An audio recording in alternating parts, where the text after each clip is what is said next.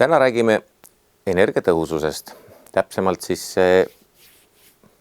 toon välja, mis on sarnast ja mis on erisused energiaauditil ja energiamärgisel. Tihti inimesed arvavad, et need on üks ja seesama asi, aga nagu nimi juba ütleb, ei pruugi nad nii samasugused asjad üldse ollagi, kuigi üks saab teisest tuleneda. Nii et täna siis peamised teemad energiaaudit, energiamärgis. Ja pikemalt seletamata siis teemasse, et millega siis üldse energianõudlust saab juhtida. Loomulik on, et energia hinnaga, riiklike regulatsioonide ja seadustega ja see ongi siis üks viis, millega me seda põhiliselt energianõudlust juhime. Muidugi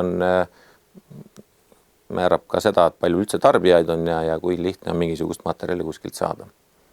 Aga tavapäraselt see siis käib, hind on siis enamasti põhiline faktor, mis kõike juhib. Ja kuidas energiat tänapäeval on soov seda olla väga energiasäästlik ja ehk see tähendab seda, et energiat võiks siis kui kuskilt otsast ka vähendada selle tarbimist. Ja enamasti, mis kõige lihtsam kipub olema, on teadlikkuse suurendamine. See on ka see protsess või asi, mida me täna siin loengus teeme. Ja kui inimesed muutuvad teadlikumaks, siis nad oskavad oma käitumisharjumusi muuta, kui nad tahavad ja nõus mugavusest loobuma. Ehk siis saab ka asju teha energiasäästvamaks. Alati ei pea ka mugavusest loobuma, mõnikord saab lihtsalt kaval olla ja kavala nippidega omal siis energiatarbimist vähendada. Nagu ikka, üks üldised soovitused, kui kasutad vähem energiat tarbivad masinad sama töö tegemiseks, siis sa hoiadki energiat kokku. Aga niisuguste efektiivsustega asjadega on alati see, et võiks vaadata täistsüklit ehk jalajälge masina tootmiseks ka. Kui need asjad sisse tuua, siis need päris kasu muutub alati, mitte alati võib muutuda siukseks nii ja naaks natukene.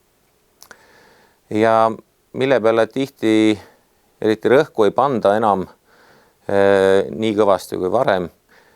Aga kui nüüd rääkida energiasüsteemist, siis saab ka konfiguratsioon ja talitlust, ehk mis elektrijaamad näiteks, millal töötavad ja mis ajal, millal siis tarbimine on suurem, millal väiksem.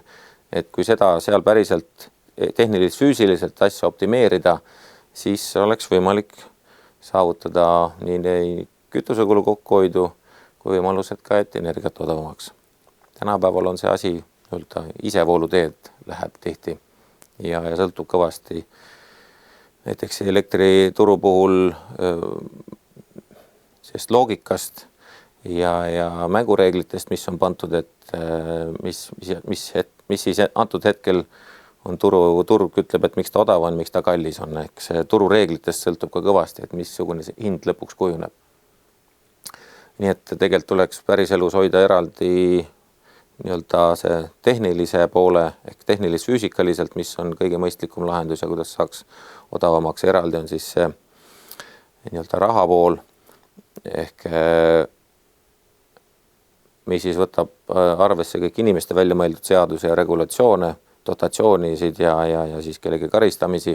Et see pilt võib muutuda hoopis teistsuguseks kui see, mis on siis päriselt füüsikaliselt ja selle poole pealt siis mõistlik või asjalik tegu. Nii. Aga üldine loogika siis energiamajanduse juhtimisel üldse, kuidas siis nõudlust juhtida ja kuidas energiat säästa. Nagu alguses ütlesin, peab aru saama või üldse pildi ette saama, kust on võimalik säästa. Ja kui meil on struktuur või mingi organisatsioon, siis tihti altpoolt otsast, kui antakse märku, midagi ei kipu juhtuma liiga lihtsasti. Nii et enamasti on vaja see ülemine tipp saada asjast huvituma. Ja tippjuhtkonna osalus on siis see, et neil tekiks huvi midagi kokku hoida ja siis sealt tulevad ülesanded allapoole, et uurige välja, mis võimalused on, kas ja mida teha annab. Ehk teisisõnu tuleb viia mõte kohale, et võiks teha. Tippjuhtkond ütleb, kaval mõte, võiks hakkame tegema, uurime ja siis enamasti sellele otsusele järgneb eelaudit ehk kohe minda detailseks. Esimene on eelaudit, et kus üldse tuvastatakse, et kuhu, ma ei tea, valgustus, ventilatsioon, küte, selle seadme toimimiseks nii palju, tolle seadme toimimiseks läheb nii palju energiat, oleneb ettevõttest või majapidamisest, et kuhu see energiat läheb, et alguses teha üldse endale pilt ette, kuhu kui palju energiat kulub laias laastus ja kui tahta siis hakata midagi rohkem täpsemalt teha, siis tuleks peale niisugust eelauditit minna detailsemaks ehk juba nii-öelda detailse auditi teha. Aga loogiline on, algus tead, et on vaja teha midagi, tippjuhtkond otsustab, siis teed eelauditu, vaatad, kus kohta tasuks tähelepanu pöörata. Enamasti see on suhteliselt odav tegevus, aga mitte alati. Ja kui oled siis tuvastanud enda jaoks, mis on need suured kulukohad ja potentsiaalse säästu nii-öelda hinnanguliselt võiks juba sealt enda mõttes saada, siis tasuks teha asjadele detailne audit. Ja kui eelaudit on siis enamasti lihtsalt dokumentatsiooni otsimine, mis võib ikkagi veel isegi tänapäeval olla keeruline mingisuguste tarbimisandmete kättesaamine. Et legendaarselt on see auditite puhul kõige raskem asi on info kättesaamine. Ja et jah, lihtsalt teadmiseks, et seda ikka veel juhtub. Ja eelauditi puhul on see dokumentaalne ehk juba olemasoleva info kokkupanemine ja detailne audit siis enamasti kipub olema see, et kui sa juba lähed reaalselt mingisuguse seadmega mõõtma, kas siis maja energiatarbimist või seadme energiatarbimist, mis ajal, kui palju, et saada päris täpne pilt ette, kus siis detailselt mingisugune energia läheb ja kulub. Ja auditi detailsus sõltub siis otsusest, kes see auditit tellib, et kui detaili minna tahetakse või kust maalt öeldakse, et stopp, siin on piisav, et see peab olema siis auditi telli enda mingisugune tunnetus või arusaam, et kas tasub edasi minna, sellepärast ongi need auditid tehtud tihti mitmekihilisena, algus üld, siis detailsem, siis veel detailsem, kui väga huvitav, siis läheb eriti detaili. Nii et nii see loogika käib. Ja alguses ja auditi lõpptulemusena alati siis pakutakse mingid tegevuskavad. Enamust on siis võib-olla, mis on väga lihtsasti, et kuulutusteta, need on kõik enamasti, mis on seotud inimeste harjumistega või lihtsalt teadmatusega, et mingisugune seade õigel ajal välja lülitada. Et need on siis selles suhtes, et kapitali poole pealt, et ei pea midagi ehitama või lõhkuma või muud toimetama, et lihtsalt nii-öelda jutuga peaks saama korda.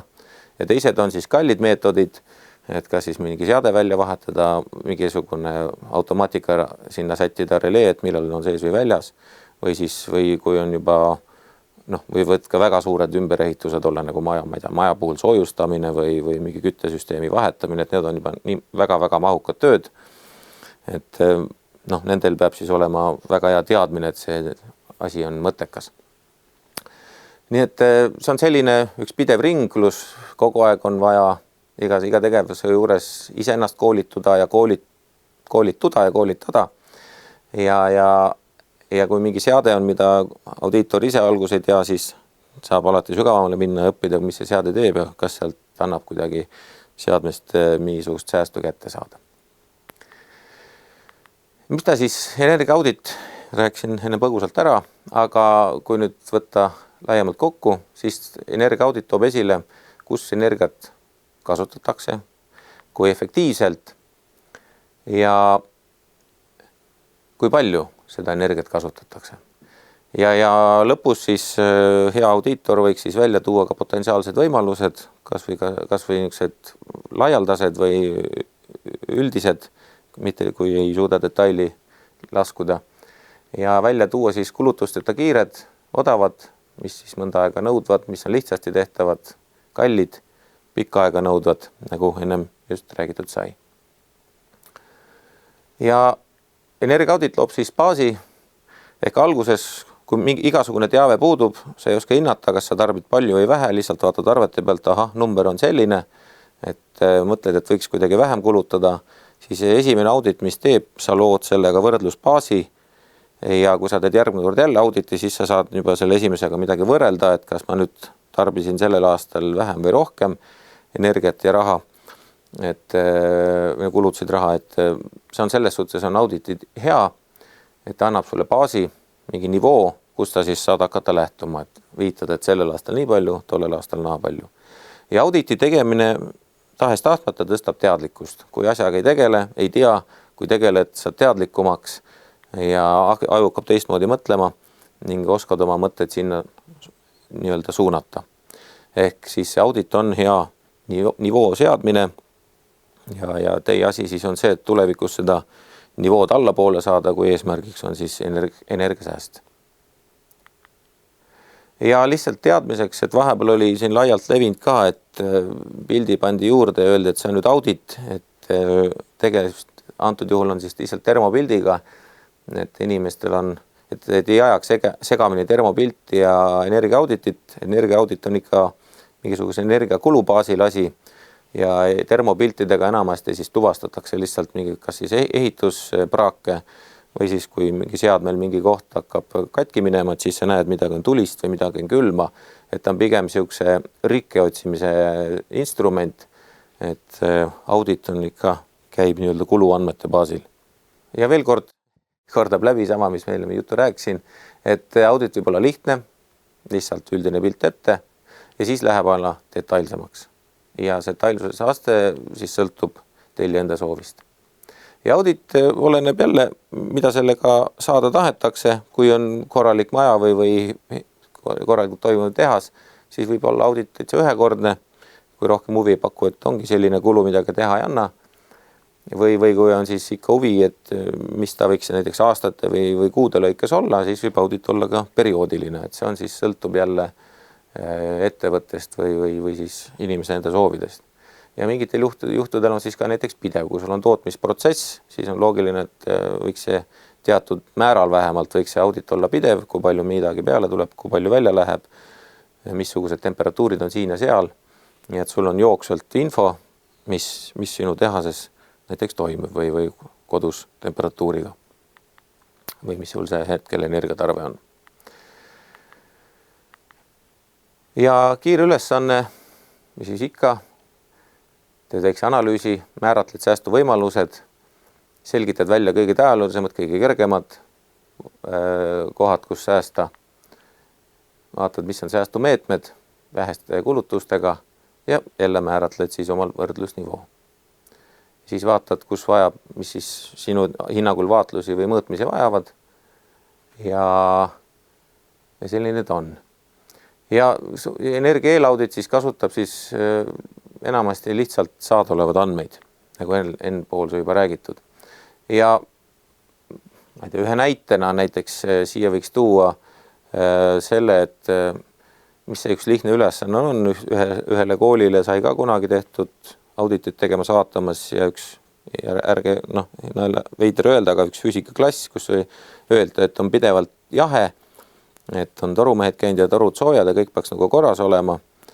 Aga kogemata oli jäänud siis vaatamata, kuidas radiaatorid toimivad, et see oli siis nii-öelda see vanakooli tüüpi kool, kus radiaatoritest teatavasti peab õhk läbi käima, et nad sooja saaks siis tuppa anda.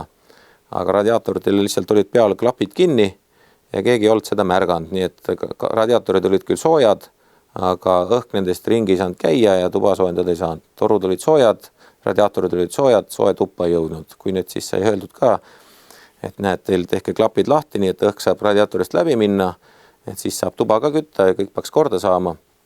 Et see on lihtsalt, et see on üks näide, kuidas üks lihtne asi, mille peale igapäevaselt ei tulla või ei oska mõtelda, mõtled katsud radikot on soe, aga ei mõtle selle peale, kuidas radiaator töötab, et klapi lahti, õhk saab liikuma, tuba saab soojaks. Antud juhul siis ei olnud tegu energiasäästuga otseselt, aga see oli siis inimeste mugavustunde säästuga, et tuba sai soojaks ja radiaator sai siis sihipäraselt töötada. Et tihti ongi niisugused triviaalsed värgid või nii mõnes mõttes lihtsad, kui see nende peale tagantjärgi mõelda, aga kohe millegipärast ei suudeta tulla, et kus see probleem võib peituda. Näiteks, ma ütlen ka eriti kodudes mugavustunde osas või et miks energia kuskil kaob. Nii. Info kogumine, eelaudit, etapid, andmete analüüs. Ma rääkisin meetmete plaani koostamine. see on niisugune tavapärane auditiprotsess igal pool, kuidas see käib. Ja siis on meetmeid rakendamine, järelevalve, kas kordusauditid või mitme. Ja kui kõik on sobilik, siis ei kavanda järgmise etappe, kui tahad midagi muuta, mingi tegevuskava teha aastate jooksul ette, siis hakkad järgmise etappe kavandama. Nii et selles suhtes ei midagi uut, aga ikkagi. Ja kui ma ennem rääkisin ülevalt alla versus alt üles asjade liikumine, siis näiteks meie majas samamoodi, et isegi kui keegi näeb, et mõni asi kuskil on ebaefektiivne või kuskil, kas see jääb enda teada või ütleb sõbrale ja see info üles tippu ei jõua, ega siis selle teemaga juhtugi midagi. Et alguses ikka oleks vaja, et mingi probleemi info jõuab sinna ülesse tasemele, kus siis hakatakse jagama alla nii-öelda seda vastutust või tööülesandeid. Et muidu mingid asjad jäävad lohisema, ei juhtu ka midagi, aga kui konkreetne ülesanne laekub ülevalt, siis hakkavad asjad liikuma. Ehk alati tuleb leida mingi vastutaja meeskond ja anda talle nii-öelda ülesanne ja eesmärk. Ja kui omal jääb mõistusest väheks, kaasata teisi, käia koolitusel, täna on ka natuke koolituse moodi paistab välja, ja jätkuvalt koguda infot. Ja kui ma juba varasemalt ütlesin, siis info kogumine võib olla parajalt keeruline, isegi tänapäeval, kuigi meil on nii-öelda elektrienergiat saame automaatselt, arved ja veearved tulevad teinekord automaatselt. Aga kui minna mõne suurema maja sisse, siis võib olla üsna nii-öelda kratsida kukalt, et kus elekter siis läheb, kelle juurde täpselt. Ja ettevõtetel on toodanguaruanded muidugi olulised ja erinevad kontrollimekirjad, mida ja kus teha tohib ja mis järjekorras, et seadmed ja tootmisprotsess oleks edukas ja midagi tõrkeid seal ei toimuks. Ja näiteks näide, siin on katlamaja puhul näiteks, mis võiks oluline olla, katla kasutegur. On ta seal 80%, 85%, 75%, väga suur vahe, et katelt teha nii-öelda puhastada perioodiliselt saab näiteks katla kasuteguri võib olla parema, et kui teda mitte hooldada, et tasub see üle vaadata. Torustik, kas on soojusisolatsioon, lekete leidmiseks on nüüd vaja jälle see termopilt, temaga on hea tuvastada. Ja igasugused tehnoloogilised mahutid samamoodi, isolatsioon, kas on isolatsiooni, kas on seal mingisugune leke, seal on selles suhtes aitab jälle termokaamera, aga audit kui selline näitab numbrites kadu või seda asja, et audit ei ole termopilt. Ventilatsiooni puhul näiteks tõmme, puhe, soojuse taaskasutamine, väga oluline, kas filtrid on puhtad. Tihti on niimoodi, et pannakse seade paika ja filtrid unustatakse vahetada, kui kirja ei panda, eriti võib eramajadesse olla, aga mõnikord ka ettevõtetes, et seal võiks olla kindel vastutaja asjadest ja kui sul on jälle triviaalne värk, kui on filter umbes, siis masin lihtsalt käib ringi, tarbib energiat, aga õhuringlust ei toimu, nii et masin käib asjatult ja rahal ikka kulub. Ja samamoodi puhastamine, filtrite vahetamine ja kui on tänapäeval on ka aina rohkem levib igast soojust taaskasutamist, et sellist ventilatsiooni siis kasutada, et jääk õhust, mis välja läheb, et võtta osa soojust siis tagasi, et küttesüsteem ei peaks nii palju tööd tegema. Ja ventilatsioon võiks olla hea sellepärast, et inimene tahab hingata ja kui inimene saab hingata, siis ta teeb efektiivsemalt tööd. Näiteks suruõhk, lekked, soojuse taaskasutamised, kõik niisugused kohad, valgus, siin samamoodi, kus ma olen, mitme kohal paistab valgust, mis see valgustugevus võiks olla, võimsus, juhitavus ja valgusel on ka tegelikult väga mitu nii-öelda mõtet või aspekti seal, et üks asi on lihtsalt valgus kui selline, et sa näed midagi, teine asi on veel valgusvärvus, värelus, et valguse kvaliteet ja mida siis erinev valgus veel inimese kehale teeb, kas ajab sind üles või natuke aitab magama jääda, et on päevavalgus või õhtuvalgus, sinist valgust, punast valgust, et see on ka veel omaette lai teema, et siin mõnikord liiga lihtsasti lähenetakse, et tahame energiat säästa, rohkem vähem tarbib energiat ja võtame selle, mis võtab vähem energiat, aga jätakse siis küsimata, aga kui me säästame, mille või kelle arvelt me siis säästame, et siin tasuks olla natuke teadlikum nende asjadega. Ja mootorid, võimsusjuhtimine, nagu autodegagi, et ägedam, võimsam tundub ägedam, aga kas sul seda praktikas vaja on, näiteks tehases ka, kas ventilatsioonimootor saab liiga võimas, on ebamõistlik, ja mingid muud mootorid, mis pidevalt töötavad, kui nad on üledimensioneeritud liiga palju, siis nad jälle, esiteks nad maksavad rohkem ja teiseks tarbivad elektrit rohkem või energiat rohkem. Et oleks väga hea, kui suudaks sihtida võimalikult täpselt, et mis võimsus sul vaja on ja võtta nii võimas mootor, mis siis sinu seadme tööle paneb. Trafod elektrivõrgu poole pealt on koormatus. Hea näide on siin, et kontrollida, mis see koormatus on, kui vanasti olid suvilapiirkonnad, olid väiksemad, trafod sai hakkama, tänapäeval inimesed sisse kolinud, aasta läbi elavad, siis ilmselgelt selle trafoga hakkama ei saa, tuleb võimsam panna ja ehk mingi teatud migratsioon ja liikumine riigisiseselt toimub, et siis vaadatagi, kus mingi piirkond jääb, kus koormab alla, et koormust on vähe, et võib-olla on mõistlik sinna siis kuskil teisest kohast tuua trafo, mis on ise ka vähem võimas, mis siis ei tarbi nii palju energiat, sest trafodel on püsikaod ja kui seal võimsal trafol eriti tarbimist taga pole, siis on kulud liiga suured, et see on juba lihtsalt puhtalt elektrivõrgu poole pealt vaadates või siis suurettevõtete korral sama. Ja tänapäeval väga popp asi, analüüs energiaühiku hind. Ja oluline siis analüüsis on leida ka püsi- ja muutuvkomponendid, et millega annab teha, millega ei anna väga midagi teha. Ja energiakasutuse näitajaid võib ka mitmeid olla, kui levinud on lihtsalt näiteks kilovatt-tundi, ma ei tea, kas siis päevas või tunnis või kuus või aastas, siis võib olla ka energiamaksumus näiteks tooteühiku kohta, et toodad pastakaid või sokke, et palju sa siis ühe sokki tegemiseks näiteks energiat kulutad. Et siin on siis mitu aspekti energia omahind ja siis palju sa jõuad üldse siis toota, et kas masin käib täis 100% võimsusega või 60%, et mis see siis lõpptulemusena tuleb, ehk siin tuleb see mastaabi efekt juba välja. Et selle, miks on näiteks Hiinas mõistlik toota, kuna mahud on suured, saad oma hinna väga alla ja pisikestes kogustes on alati energiamõistes kallim toota. Ja väga levinud on ka energiamaksumus pinnaühiku kohta, palju ruutmeetri kohta näiteks energia maksab. Nii et võib olla neid graafikud enda jaoks teha erisugused, mis parasjagu on maale põnev või näitlik tundub, et annab sulle infot edasi. Ja oluline igal pool on see, et info leviks. Ja andmete analüüs on, vaatame siis energiakasutust ettevõtte ulatuses. See esmane analüüs. Ja enamasti auditi korral siis määrataksegi energiamaksumus toodanguühiku kohta, pinnaühiku kohta, töötunni kohta, näiteks kui inimene on seal seotud või masina tööaeg. Ja saab vaadata ka välistest tingimustest, et kuidas see näiteks tarbimine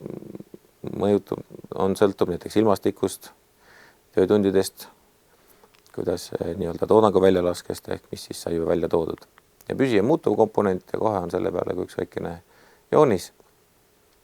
Ja siin on veel kord käib ülevõrdlusnivoo, et asja saaks kõiki jälgida. Ja üks näitlik pilt on püsi- ja muutuvkuludest on siin, et näiteks kui me midagi toodame, antud juhul on vasakpoolne pilt on, kus siis on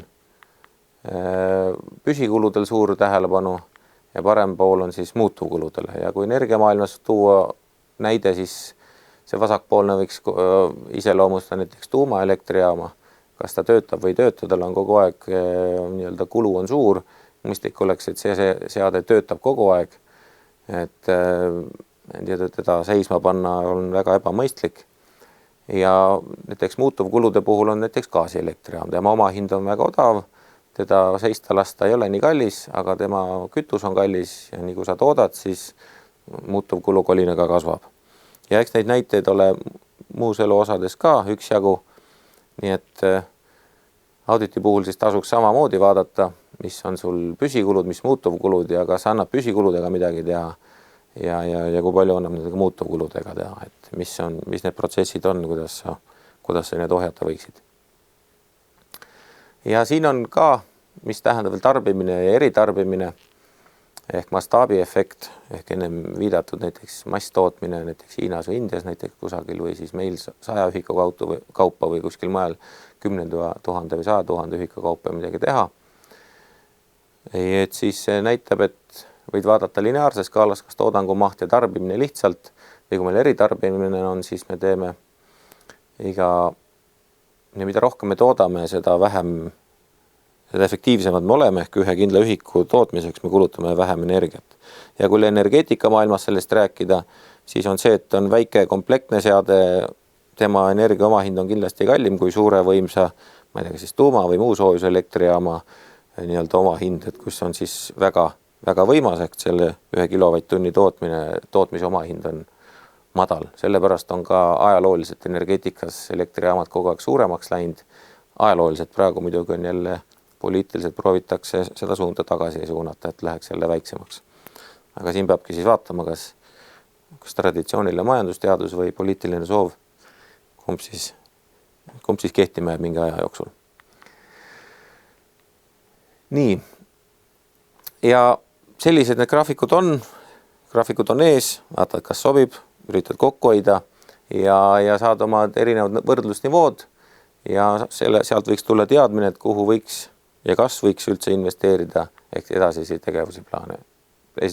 tegevusplaane koostada. Ja plaanid, jah, ennem nagu räägitud, kohesed säästumeetmed, klambid puhtaks, radikad lahti, vesi jooksma kuskil, kus ta ei jookse torudes ja niisugused kiired, lihtsasti tehtavad asjad ja siis järgmised asjad on tõesti, mille jaoks on siis juba eraldi toiminguid vaja või lisaraha, et midagi seade välja vahetada või juurde mõõta. Ja iga asjaga, mis sa teed, võiks ise tunda huvi, et kas see tegevusel oli üldse mõte, sellepärast ikka audit, kui ta just ei ole liiga ja maja juba või protsess, et ütleb, et auditit pole vaja, enamasti korra aastas võiks ikka midagi teha, et sul tekib mingisugune ülevaade, nivoo, võrdlemine, et siis järelevalve on selle teine nimi ehk ühe korra teed ja siis vaatad, mis tulemus tuli. Eks on samamoodi järelevalve on teiste sõnadega just auditi tegemine. Ja korra käib siin üle, mis ma olen rääkinud juba, aga jah, detailne audit siis sõltuvad eelauditi tulemustest, saate minna detailsemaks. Juba seadmepõhiseks või protsessipõhiseks ja seal üritada midagi pakkuda, kas mingi protsessi järjekorda muuta tehases, mingid seadmed ühel ajal, teised seadmed teisel ajal käima panna või et näiteks, ma ei tea, et liitumistasu pealt kokku hoida amperivärki, et seadmed lülitada eri aegadel sisse ja nii edasi, et see nii-öelda säästu võib vaadelda mitme koha pealt, et mis see mõistlik on. Enamasti jah, nõuab niisugune detailne siis spetsiaalseid mõõteriistasid ja teadmist ka, et kuidas neid kasutada ja mida sealt lugeda oskab keegi. Ja kindlasti viimane on hea soovitus, et oma pea võib küll tark olla, aga veel teisi päid juurde panna, siis tuleb tarkust veel otsa, nii et ise ei jõua kõike teada, et selles suhtes on hea alati konsulteerida. Ja nagu iga asjaga inimene, kes pidevalt teeb, inimene, kes teeb auditeid, siis oskab ka juba mingid teatud tüüpprobleemid tulevad välja ja oskab juba puusalt mingisugused lahendusi pakku, üldisi lahendusi, aga jah, detailide korral on alati niisugune lisaanalüüs ja mõõtmine vajalik. Nii et detailne audit, siin on lihtsalt, ma lõpsin teile ette, mis järjekorras, mis tegevused võiksid olla. Ja kui analüüs on tehtud, siis jälle mingi protsessi kordamine. Ehk seire siis planeerimine, vaata, kas annab teha midagi, mõõdad tarbimist, nivood, analüüsid oma eesmärke, üks virvarr, siin on toredad kastid tehtud, mida seina peal näidata. Nii, aga kui väga üldiselt vaadata raha väärtust ajas, hetkel ei hinda liiga tugevasti, siis lihtne valem on selline, et sul mingid õigustatud kulutused on, siis on aastas tarbitud energia maksumus, palju sa siis potentsiaalset energiat säästad ja mis see tasuvusaeg on. Et alati saab tuua ka raha väärtuse muutuse, et minna detailsemaks, aga ikka esimeses lähenduses võiks teha kas või üldise, mis hetkeseisuga on. Ja nagu näha seda valemit, siin on juba puhtalt selles valemis on 3 muutujat ja mis need siis õigustatud kulutused on. Et kui meil õigustatud kulutused on erinevad, siis meil ka tasuvusaeg on erinev, see muutub. Ehk et kui me tasuvusaeg on 5 aastat, siis õigustatud kulutused näiteks võiks olla 500 raha, näiteks tasuvusaeg peab aasta olema, siis õigustatud kulutus näiteks võib olla ainult 100 raha. Et see sõltub tõesti selle tegija enda kõhutundest ja eesmärkidest, kui kiiresti ta mida saavutada tahab. Ja säästumõju siis õigustatud kulutustel on siis, et palju me säästaksime mingisuguse tegevuse tõttu, kas 10%, 20% või 50%, et siin samamoodi, et mida suurema säästu suudame saavutada, seda suurem on ka õigustatud kulutus. Ehk kui sääst on väike, siis õigustatud kulutus on ka väike. Et siin on mõnes mõttes niisugused numbrid hea vaadata ennem, kui hakkad midagi liigutama, eriti mis nõuab raha panustamist. Ja mis on siis tänapäeval aina udusem teema on siis energiamaksumus. Eks see võib päeva seest tundide kaupa ja kuude ja nädalate ja aastate kaupa väga kõvasti muutuda. Eks on üks määramatus tuleb aina ajas juurde. Nii et aga temal on ka suur mõju, kas on ta siis maksab hetkel 1000 eurot mingisugune ühik või 5000, et 5 korda kallim. Ilmselgelt siis tasub, kui on energia väga kallis, siis tasub hakata õigustatud kulutused lähevad ka ülesse. Nii et seda on tänapäeval ka märgata, energia hind kasvab, inimesed hakkavad kohe toimetama ja tegutsema, et nii-öelda energia peale nii palju raha ei peaks kulutama. Juba on motiveeritud kokku hoidma, kokku nii-öelda säästuvõimaluse otsima. Ja kokkuvõte, mis see siis audit võiks olla? Energiaaudit on siis efektiivse energiamajanduse aluseks, annab põhjaliku ülevaate energiakasutuse struktuurist ja efektiivsusest, annab ülevaate säästupotentsiaalist, esmalt läbi viia eelaudit, hiljem vastavalt vajadusel võiks olla siis detailne audit. Ja detailse auditi puhul eriti on oluliseks mõõtmine ja eelauditi puhul keegi teine mõõdab, sest arvet energiafirma teile koostab, aga kui detaili tahad, mõõdad ise juurde. Ja mõõtmine on enamasti seotud kulutustega, kui on aimdus, et võib sääst olla suur, siis tasub ka kulutustesse panustada. Nii et tagasitulek raha mõttes või mitte kulutatav raha võib olla see siis selleks auhinnaks. Ja audit võimaldab siis koostada tegevuskava energiasäästuks. Algus oled pealail otsas, ei tea, mis teha, teed auditi ära, vaatad, aha, nüüd tean paremini, mis teha. Et annab sulle selguse. Kui ennem oli udusus, siis audit annab selguse. Ja ta paratamatult, kui ennem ei tea, ei ole selle teemaga kursis, oled pärast rohkem kursis ja tead, siis see aitab kõik täiustada nii-öelda ettevõtte juhtimist, et mida siis energiat kokku hoida või mitte. Ja lihtsalt riiklikus mõttes ka energiamajanduse struktuuri ja juhtimist, kui selleks on tahtmist. Alati ei pruugi, auditi võid teha, aga iga kord ei võeta auditi soovitusi arvesse. Nii et siis see sõltub jälle sellest auditi tellijast.